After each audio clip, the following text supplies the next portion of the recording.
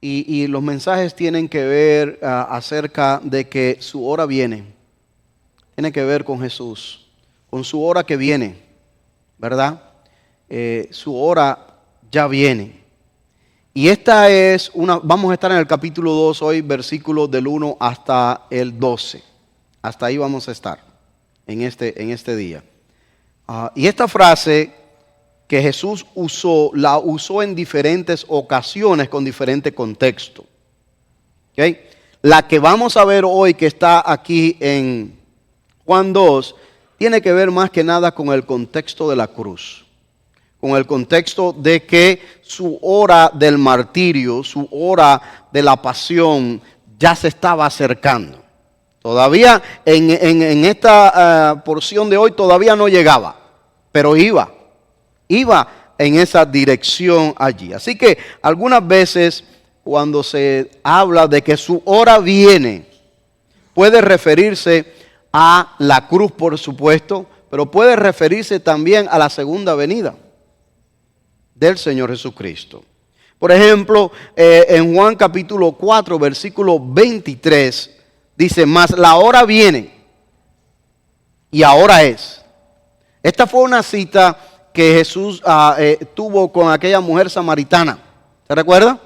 En el pozo de Jacob, cuando él iba allá. Y esto es lo que él le dice a ella. Le dice, mas la hora viene y ahora es, cuando los verdaderos adoradores adorarán al Padre en espíritu y en verdad. Porque también el Padre tales adoradores busca que lo adoren. O sea, para ese momento que él dice, la hora viene y la hora es que ya está aquí el Mesías. Y los que están buscando adorarle a él y servirle a él, ya la hora, no hay que esperar más, ya llegó. Ya está aquí. ¿Ok? También en Juan 7, versículo 30, dice allí la palabra que entonces procuraban prenderle, pero ninguno le echó mano. ¿Por qué? Porque no había llegado su hora todavía. La hora venía, pero todavía ese no era el momento donde lo prendieran y lo llevaran a la cruz. Él sabía exactamente su hora. En Juan 8, versículo 20, dice, estas palabras habló Jesús en el lugar de las ofrendas, enseñando en el templo. Y nadie le prendió, porque aunque no había llegado su hora. En otras ocasiones, cuando se habla de que su hora viene, tiene que ver más que nada con su segunda venida. Y por eso es importante, cuando nosotros leemos la Biblia, ver el contexto de qué se está hablando, ¿cierto? En Mateo 24, que se habla mucho de su segunda venida, en el versículo 42 dice allí, velad pues porque no sabéis qué, la hora en que ha de venir su Señor. Eso tiene que ver con su segunda venida allí. Versículo 44, un par de versículos más adelante dice, por tanto también vosotros estad preparados porque el Hijo del Hombre vendrá a la hora que no pensáis. A la hora que no pensáis. En el libro de Apocalipsis, el último libro de la Biblia, capítulo 1, versículo 8, dice, yo soy el alfa y la omega, el principio y el fin, dice el Señor, el que es y que era y qué, y el que ha de venir, hablando también de esa segunda venida, el Todopoderoso. Así que Jesús habló de la hora que se acercaba a su misión, lo cual esa hora ya pasó, ¿cierto? Hace más de 2000 años que esa hora ya pasó.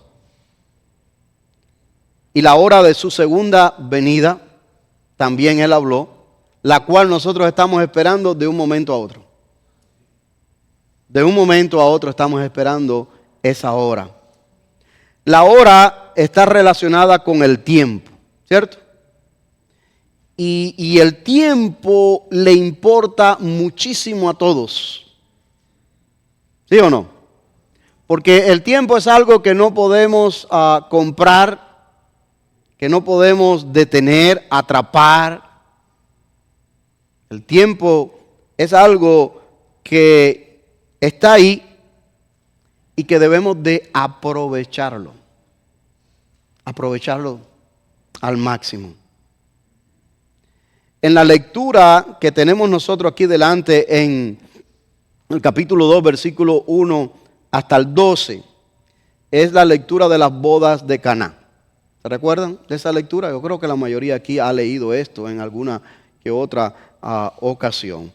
Dice la palabra de Dios en el versículo 1, y lo voy a leer rapidito para ponerlo en el contexto, aunque creo que casi todo el mundo conoce esta escritura, pero para aquellos que tal vez no la recuerdan bien, permítame leerle.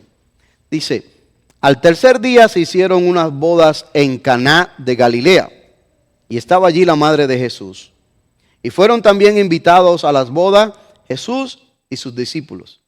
Y faltando el vino, la madre de Jesús le dijo: no tienen vino. Jesús le dijo: ¿qué tienes conmigo, mujer?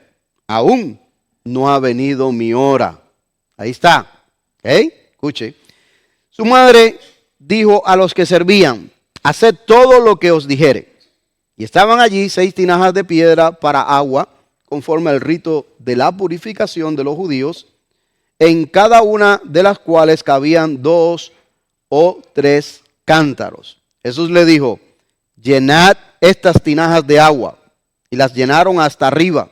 Entonces les dijo: sacar ahora y llevarlo al maestresala. Y se lo llevaron.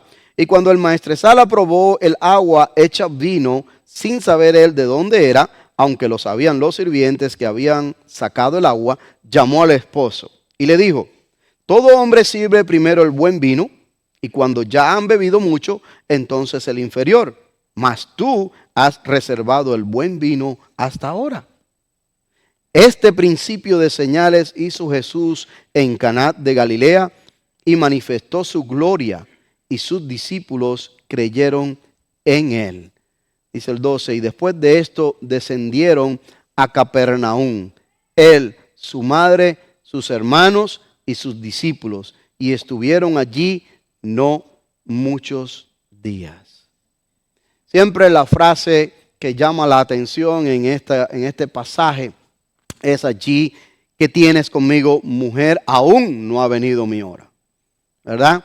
Porque pues algunos tal vez han pensado en el español nuestro que esto es una frase que suena un poco ruda, áspera, fuerte, ¿verdad? Y algunos hasta, tal vez pudieran decir hasta grosera, pero no es así.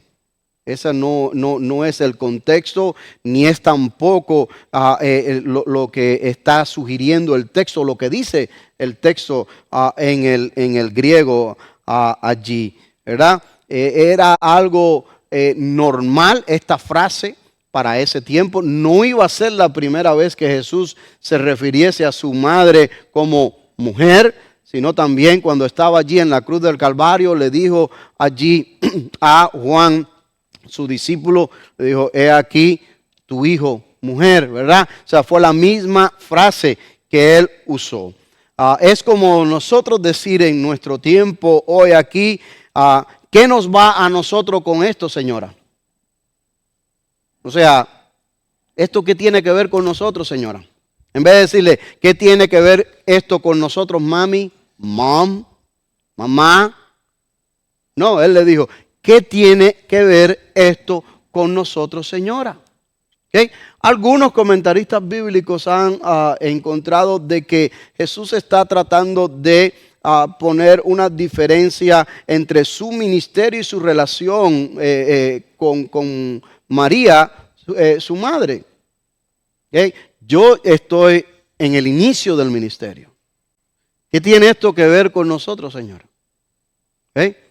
Ahora, aún así, María no lo toma mal. Ella simplemente da su instrucción allí, mis hermanos. Esta frase, como le dije, la usó allí a los pies de la cruz del Calvario. Ahora, hermano, el tiempo, la hora de Dios es muy diferente al tiempo nuestro. Es muy diferente al nuestro. Las circunstancias, el espacio, la materia no rigen su hora, no rigen su tiempo. Su voluntad soberana sí rige su tiempo, su hora, pero no la circunstancia, no la materia, nada en lo absoluto rige su hora allí. Él no está sujeto al tiempo. ¿Y qué es lo que te quiero decir con eso y por qué estoy haciendo énfasis en esto? Porque lo primero que te quiero conversar en esta mañana es que Jesús vivía según el calendario celestial. Jesús vivía según el calendario celestial preparado por el Padre, no según el calendario romano. Y eso es realmente importante, mis hermanos. Ninguna institución religiosa de su época, fuesen los saduceos, fuesen los fariseos, fuese quien fuese, ninguna institución política ni el imperio dominante en ese tiempo, que eran los romanos, ninguna situación social o circunstancia externa de su época alteró su tiempo y su misión que el Padre en su sola potestad le había encargado. Nada de esto alteró. Ni siquiera el censo alteró su nacimiento. De hecho, colaboró para su nacimiento. ¿Ven? Ahora, ¿qué te quiero decir con esto, hermano? Lo creas o no, el calendario nuestro en Cristo es regido por la voluntad soberana de Dios. Por lo cual, hacemos bien nosotros en andar en la voluntad del Padre y no la nuestra. ¿Sí? Porque si el calendario celestial está ajustado con el calendario nuestro, la voluntad soberana de Dios va a fluir en tu vida y mi vida. Y Dios realmente va a hacer cosas hermosas y maravillosas en nuestras vidas para la gloria del Padre. Sí. Sí, cuando el calendario celestial que Él tiene para ti, para mí, porque una vez que le dijimos a Él, si usted es el Señor de nuestras vidas, entramos en una relación de pacto con Él. Él es nuestro Señor. Entramos en esa relación de pacto, por lo tanto, Él tiene todo el derecho y toda autoridad por donde quiera que lo mires, por creación, por la misión de Cristo en la cruz y por la relación de pacto que nosotros entramos. O sea, por donde quiera que lo mires, Él tiene todo el derecho soberano sobre nuestras vidas. Él tiene un plan para tu vida y eso es lo que a veces las personas dicen, yo batallo para encontrar el propósito de Dios en mi vida. Bueno, hay un propósito general que está en la palabra del Señor, muy claro y muy específico. Y hay un propósito muy específico tal vez para tu vida y mi vida. Pero cuando entramos en esta relación de pacto con Dios porque aceptamos al Señor Jesucristo como nuestro Señor y Salvador de nuestras vidas, nos rendimos a Él, ahora somos sus esclavos en el buen sentido de la palabra. Él compró tu vida y mi vida en la cruz del Calvario. Pero eso nos ha redimido, dice la palabra del Señor, nos ha comprado con precio de sangre. Entonces su calendario es el que tiene prioridad en tu vida y no el mío. Por eso es que nada alteró el calendario de Jesús cuando vino. Porque Jesús cumplió al pie de la letra la voluntad del Padre. ¿Él lo dijo o no lo dijo? Yo he venido para hacer la voluntad de mi Padre. Inclusive, en el último momento en Getsemaní, cuando las cosas se pusieron color de hormiga brava, allí dijo, no se haga mi voluntad, sino la tuya. Entonces, Jesús vino, nada cambió el calendario celestial para la vida de Jesús. Y nosotros hacemos bien, repito, si alineamos nuestra vida con la voluntad del Padre, con el calendario del Padre para nuestras vidas. ¿Por qué? Porque cuando alguien quiere perder tiempo, desaprovechar el tiempo, entonces déjalo que viva como él quiera. Cuando alguien quiere desaprovechar el tiempo, perder tiempo, va a vivir como él quiere. Y lo único que va a pasar al final es que va a perder tiempo. Y en algunas ocasiones no solo tiempo, pierde a veces mucho más que tiempo, por estar fuera del calendario celestial de Dios para su vida. Si quieres aprovechar bien el tiempo, date seguro que estamos en el calendario de Dios para nuestras vidas. Dice allí el sabio Salomón, dijo allí en la palabra del Señor en Eclesiastés 3:11. Dice que todo lo hizo hermoso en su tiempo y ha puesto eternidad en el corazón de ellos,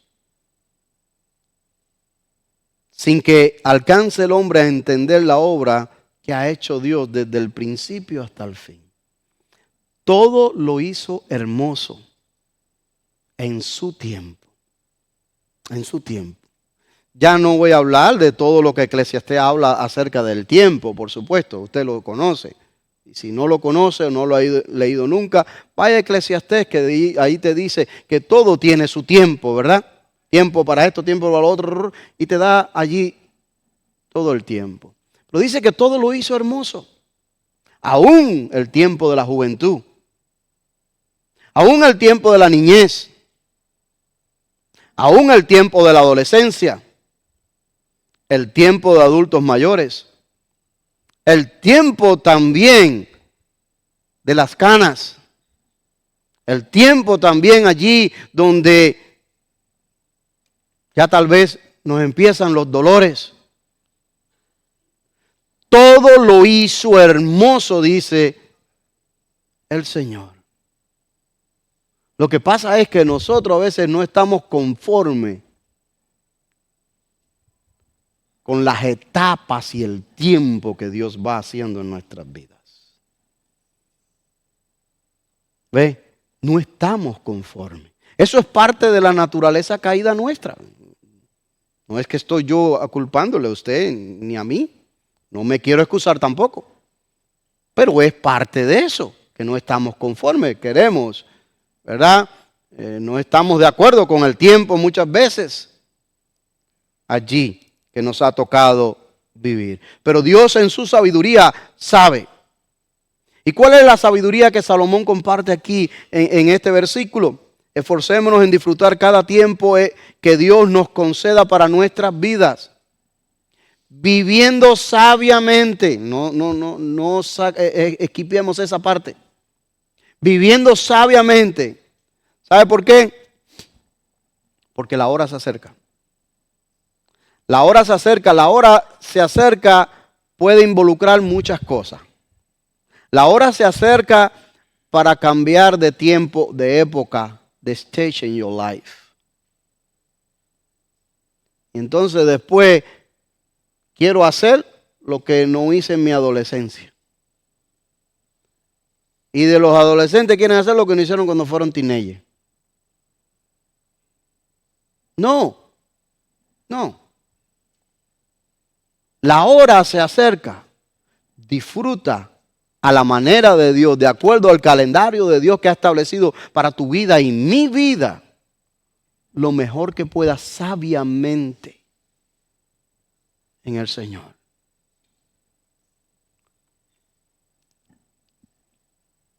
Jesús sabía que su hora vendría, pero no era el momento de las bodas de Caná. Ahí no era.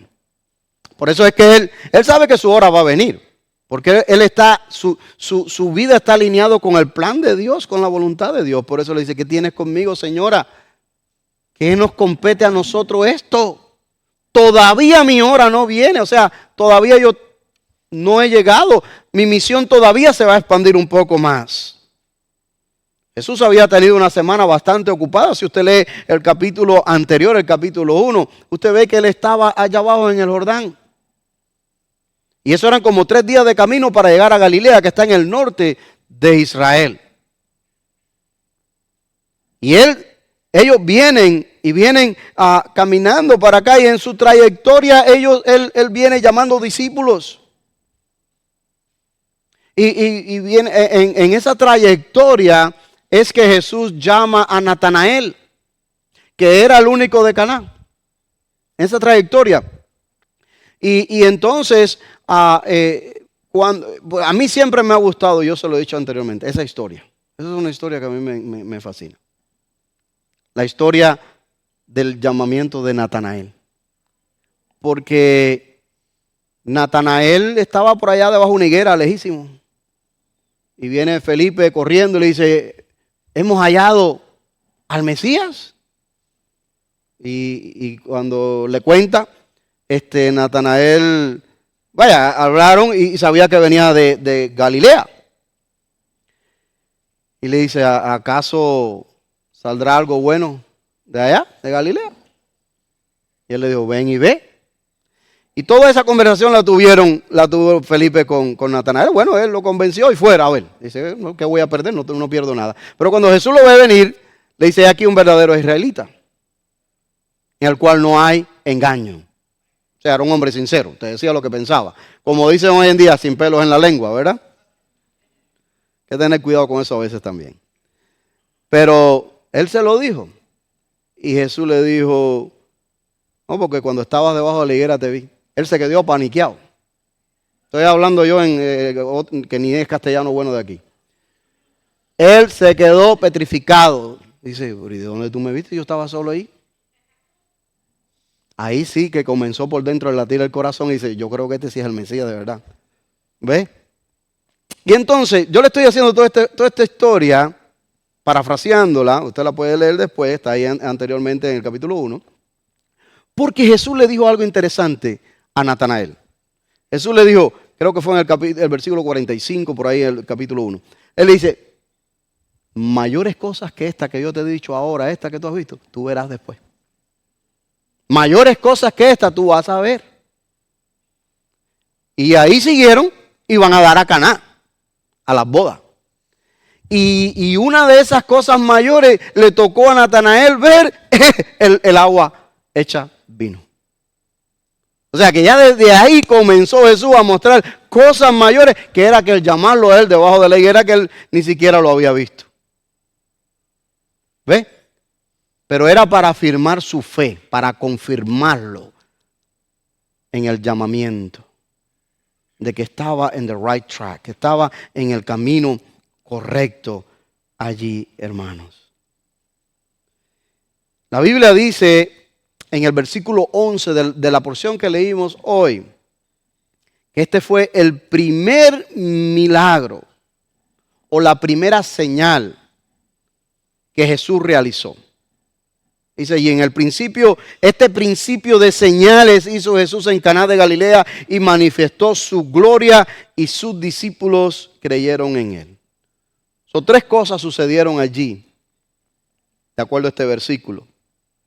Primera señal de Jesús, lo cual da inicio a su ministerio. Segundo, manifestó su gloria. ¿Manifestó qué? Su poder, su divinidad. Tercero, activó la fe o confirmó la fe de los discípulos. Esto fue parte de afirmar la fe de los discípulos que estaban con él, de los cuales había llamado, y Natanael, por supuesto, era uno de ellos. Ahora, usted dice, bueno, todo está bueno, interesante. ¿Qué tiene que ver con nosotros? ¿Cómo puede esto ministrar nuestras vidas? Bueno, su contexto primario era para ministrar a los discípulos, para suplir a una necesidad. Pero yo creo que tiene un par de aplicaciones para nosotros. La primera es que la frustración del hombre es la oportunidad de Dios. O la impotencia del hombre es la oportunidad de Dios. ¿Por qué? Porque allí se dice que la madre de Jesús vino a decirle que no tenían vino. Fíjense, esto tal vez delante de nuestros ojos es algo bastante ligero. Tal vez esto usted dice, bueno, no hay vino, pues vamos allá a ABC o vamos a cualquier otro lado y ahí hay. No, allí no había eso. Allí no había eso. Eso es por un lado. Por otro lado, usted sabe el bochorno, la vergüenza que pasaba la familia. Era grande. Era grande porque la familia, cuando había una boda, su responsabilidad era prepararse, y la boda no era de un día ni de dos, era una semana. Y esa semana había que estar dando vino y comida y celebrando y aquello. Entonces, o no hicieron el cálculo bien con los invitados, o no había muchos recursos para suplir todo el vino y pensaron que esto iba a alcanzar. Pero allí pasó algo. Allí pasó algo que no daba suficiente el vino y no alcanzó. Así que la implicación social era fuerte para la familia. El bochorno para el apellido de esa familia le seguiría por generaciones. Y eso era en un pueblo chico. Eso es importantísimo. ¿Ok? Es importantísimo las implicaciones que esto tenía. Ahora, nosotros no sabemos exactamente, hay especulaciones, pero no sabemos exactamente cuál era la relación que María, la madre de Jesús, tenía con esta familia. Es posible que estuvieran emparentados, algunos han dicho eso, porque tuvieron la suficiente confianza para invitar a Jesús y a los discípulos. Otros han dicho que no, que como era del pueblo había una buena amistad y ella estaba ayudando y colaborando en la casa, ayudándoles a ellos. Han dicho eso también. No sabemos exactamente. El hecho es que ella estaba ahí y estaba colaborando. Y cuando ella se dio cuenta que el vino se había acabado, ella viene donde Jesús a buscar ayuda. Ahora, ¿quién mejor para conocer a Jesús que María? ¿Sí o no? Oye, yo lo tuve 9 meses y sin intervención humana. ¿Ok? Así que yo sé de lo que es capaz ese niño. Ahora, que él lo haga en su voluntad, bueno, ya eso es entre él y el Padre. Pero yo sé que ese niño, todo lo que me dijo Ana la profetiza. Yo sé lo que Simeón profetizó sobre él. Yo sé las cosas que han pasado desde que fuimos a Egipto y viramos. Yo los he visto. Este niño yo lo conozco. ¿Estuvo conmigo? ¿Cómo no? Jesús, yo necesito ayuda. Jesús le dice, señora, esto no tiene nada que ver conmigo, con nosotros. Esta no es nuestra boda, ni nada, estamos aquí invitados. Pero él decide ayudar. Él decide intervenir a modo de misericordia, de amor, como lo hace con tu vida y mi vida. A modo de misericordia y de amor, interviene en nuestras vidas, mis queridos hermanos. Lección número 1. Cuando no sepamos más qué hacer, acudamos a Él. María dijo, bueno, no hay vino. Jesús, necesito tu ayuda. Necesito tu ayuda. De hecho, ella tenía tanta confianza en Jesús. Tanta confianza, no es que le ordenó, fíjese. Estemos claros con esto, hermano. No es que ella le ordenó. Pero ella tenía tanta confianza con Jesús que le dijo a los que servían, haz lo que Él diga. Lo que Él diga, eso es lo que es. Porque Él es el que tiene la palabra. Él es el que tiene la autoridad. Él es el que puede hacer las cosas imposibles, posibles. Haz lo que Él diga, hagan. ¿Ve? Y ella tenía esa confianza con Él. Él es la fuente de todos los recursos inagotables de Dios, hermano. Hay muchas cosas en la vida, muchas, que escapan de nuestro poder, habilidades, recursos para resolverlas. Hacemos bien en buscar ayuda con Él. Hacemos bien en buscar allí la paz, dirección, fuerza e incluso hasta solución para los problemas. ¿Sabe? Una de las soluciones o una de las respuestas de parte de Dios es decirnos que no. Eso es una solución, ¿o no? Sí, decirnos que no. Es una solución, es una respuesta. Ahora, que a nosotros no nos gusta y no la queremos aceptar mucho por respuesta, eso es verdad también. Pero si estamos sometidos al calendario de Dios, a la voluntad de Dios para nuestras vidas, un no entonces, cuando Él lo diga, debe ser aceptado también en nuestras vidas. Y debe ser aceptado con gozo, no con reclamo, aunque no lo entendamos. Con gozo. Lección número 2. La solución está en su instrucción. La solución está en la instrucción de Dios. Fíjense, cuando acudimos por ayuda a Él, es porque debemos de estar dispuestos a obedecer su instrucción. Si no, ¿para qué acudimos? ¿Para que lo haga a mi manera? No, si ya yo a mi manera ya lo intenté. ¿O no? O sea, cuando vas a... Mira, hermano, esto le pasa a casi todo ser humano. Cuando vamos a Dios, es casi como el último recurso. Yo no sé, tal vez a ustedes nunca eso le ha pasado. Tal vez no. Pero alguna gente que yo conozco han tratado de resolver siempre primero ellos. Con diferentes contactos, diferentes recursos, diferentes cosas, y tratan de resolver. Y resolver, y resolver, y resolver. Y cuando ya no hay otra forma, que dice, ya no se puede más, pastor, oren. Póngame en cadena de oración. Bueno, pues había que haber empezado por ahí.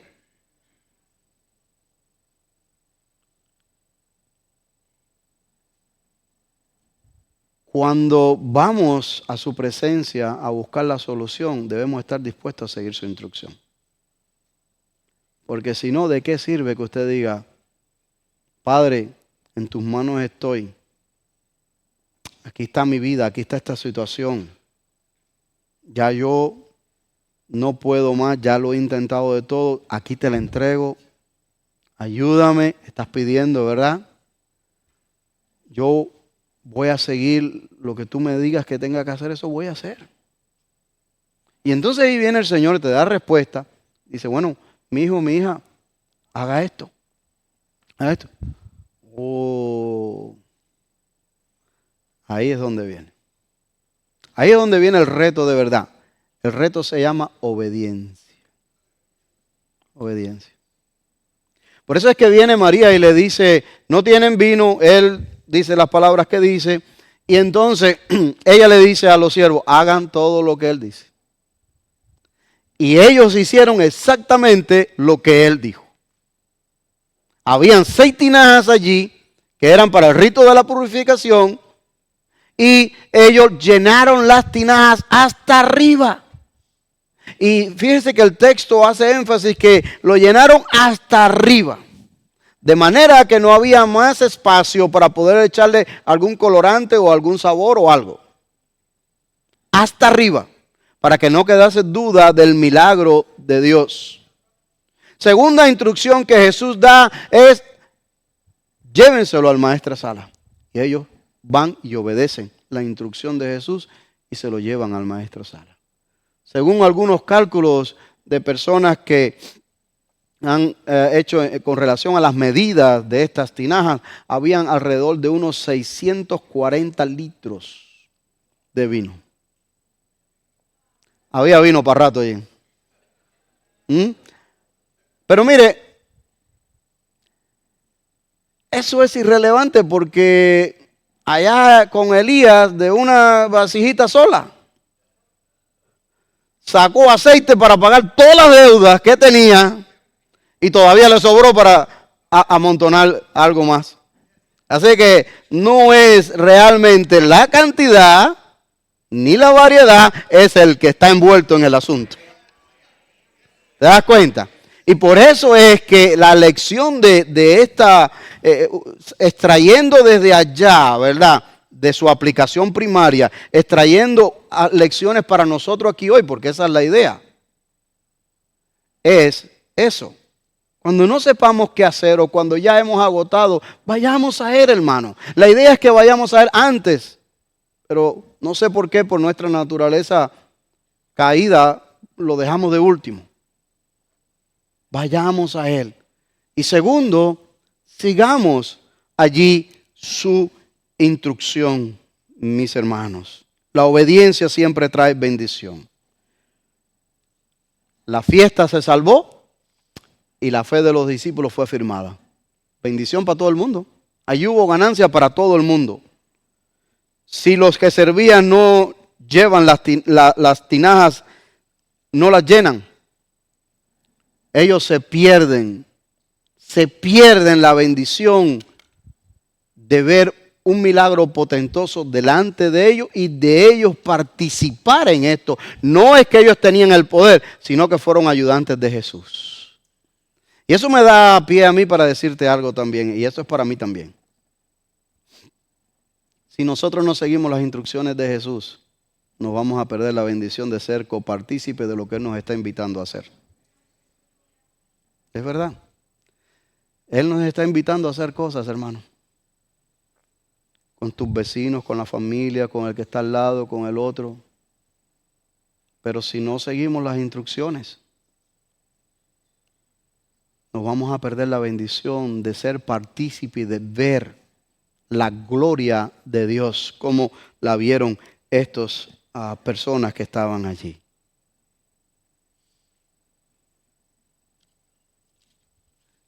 Vuelvo a decir, como le dijo Jesús a Natanael, mayores cosas que esta verás. ¿Se imagina usted cuántas cosas todavía le falta a usted por ver? Que Dios quiere hacer en tu vida. Que Dios te quiere mostrar. Que Dios quiere hacer con usted y a través de usted. Pero si no seguimos las instrucciones nos vamos a perder de ver la gloria de Dios manifestada. ¿Ve? Déjame decirte un tercer aspecto y último entonces de esto. La presencia de Cristo en nuestras vidas convierte los momentos cotidianos en oportunidades para que su gracia y gloria brillen. La presencia de Cristo en nuestras vidas convierte los momentos cotidianos en oportunidades. Momentos cotidianos como una enfermedad, momentos cotidianos para que la gloria... Mire, yo vi la gloria de Dios brillar el jueves cuando me sacaron esa muela. Momentos cotidianos, sí.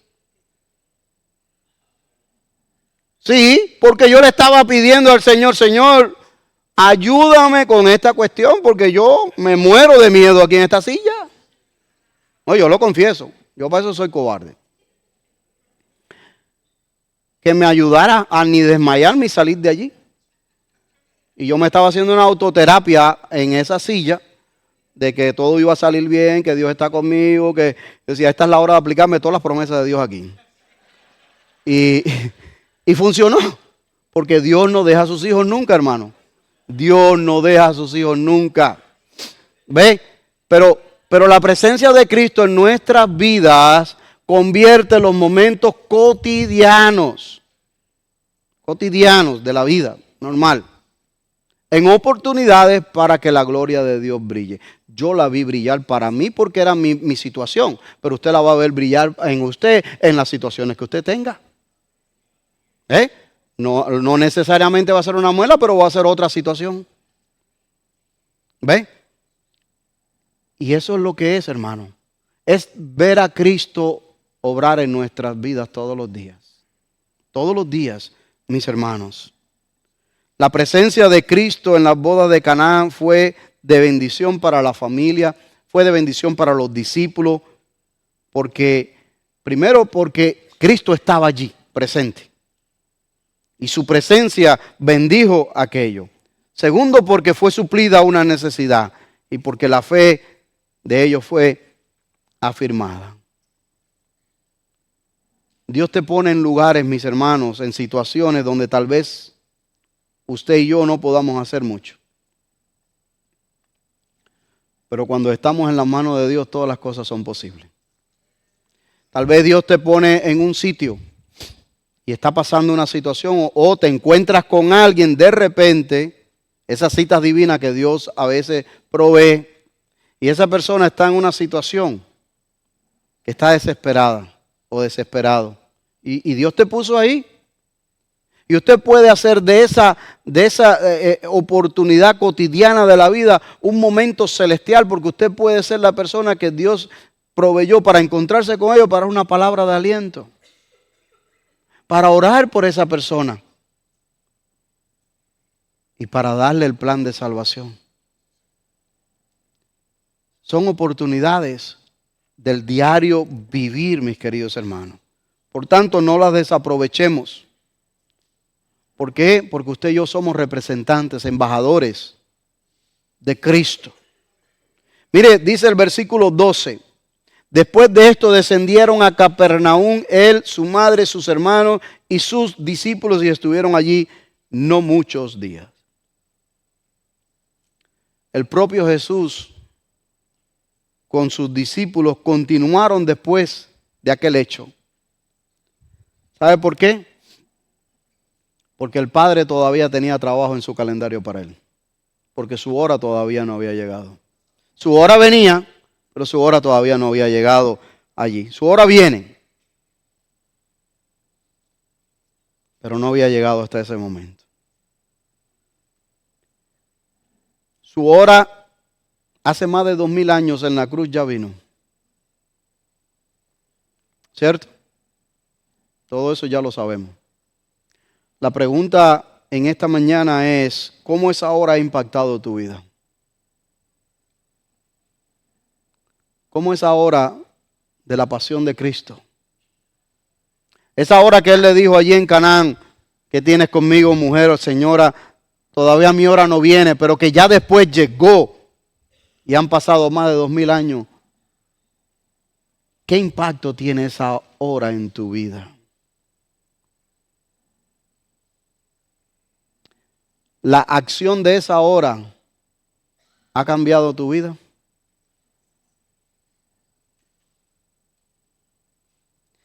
Déjame decirte, mi hermano, que llegará el momento donde ya se terminará el tiempo en nuestro calendario celestial.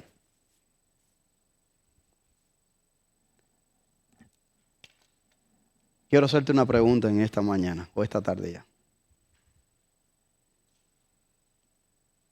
Medítela, no me tienes que responder, solo llévate a la casa. ¿Qué te gustaría hacer antes que la hora llegue?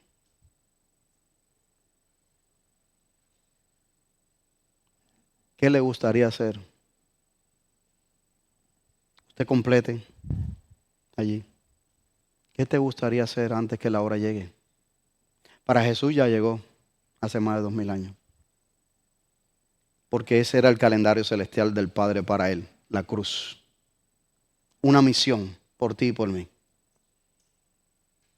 Pero tu hora y mi hora va a llegar también, de una o de otra manera. O sea que Cristo venga antes por su iglesia y nos vayamos con Él, o sea que la muerte venga y nos lleve y también nos vayamos. Antes que esa hora llegue, ¿qué te gustaría hacer? ¿Por qué te estoy preguntando eso hoy? Porque yo sé que la hora va a venir para todos. Y lo que quiero es que reflexiones en tu vida, medites un poquito en tu vida, si hay algo que quieras hacer. Hay algo que debas hacer. Llévate eso a casa, háblalo con el Señor y ponte a trabajar en ello. Y ponte a trabajar en ello. Oremos para que Dios nos dé fuerza, valentía de hacer lo que debemos de hacer. Oremos para que confiemos en Dios para todas nuestras necesidades y esperar en su tiempo, que no es el mismo nuestro, no es nuestra misma hora. Oremos para que estemos dispuestos a obedecer su palabra, su instrucción, aún cuando esa palabra y esa instrucción nos desafía. Oremos para que podamos ver su gloria diario en nuestras vidas con tantas oportunidades diversas que nos ofrece y así fortalecernos en la fe y compartir con otros.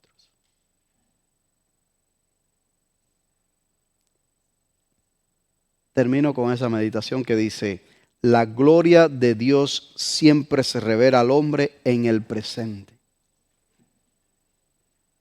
Solo tenemos una hora. Solo tenemos una hora. ¿Sabe cuál es esa hora? La que tienes ahora. ¿Serio? Parece un trabalengua, parece algo, pero no es así. ¿Por qué? Porque a la hora de ayer ya pasó. La de mañana no sabemos. ¿Cuál es la que tienes? La de ahora. Y Dios revela su gloria en la de ahora. La de mañana le pertenece a Él. La de ayer ya pasó. Glorias pasadas. Hoy puede manifestar su gloria en tu vida. Vamos a orar. Padre, te damos tantas gracias porque ninguna situación de este mundo, ninguna institución religiosa, ningún imperio político, ninguna situación social como se presentaron alrededor de Jesús, nada evitó que el calendario celestial se cumpliese hace más de 2000 años. Padre, gracias. Gracias porque nada lo alteró. Y gracias a eso es que nosotros tenemos la esperanza que tenemos hoy. Que tenemos la promesa de vida eterna por la fe en Jesucristo. Oh Señor, gracias. Padre, también nuestra vida está regida por su calendario, por sus propósitos, por sus planes, por su voluntad soberana para nosotros. Sabemos que la hora va a venir, ya sea la hora de su segunda venida o la hora en que usted nos llame a su presencia. Pero la hora va a llegar. Señor, nosotros deseamos, queremos ser hallados fiel para cuando esa hora llegue. Padre, nosotros tenemos anhelos también, deseos en nuestros corazones que tal vez queremos hacer antes que la hora llegue. Ayúdanos a que esos deseos y esas cosas que queremos estén alineadas con tu voluntad y que nosotros las podamos poner por obra.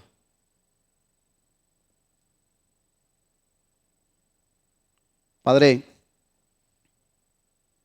si hay personas en medio de nosotros que usted hoy ha traído a este lugar y dice ciertamente la hora va a venir para todo ser humano.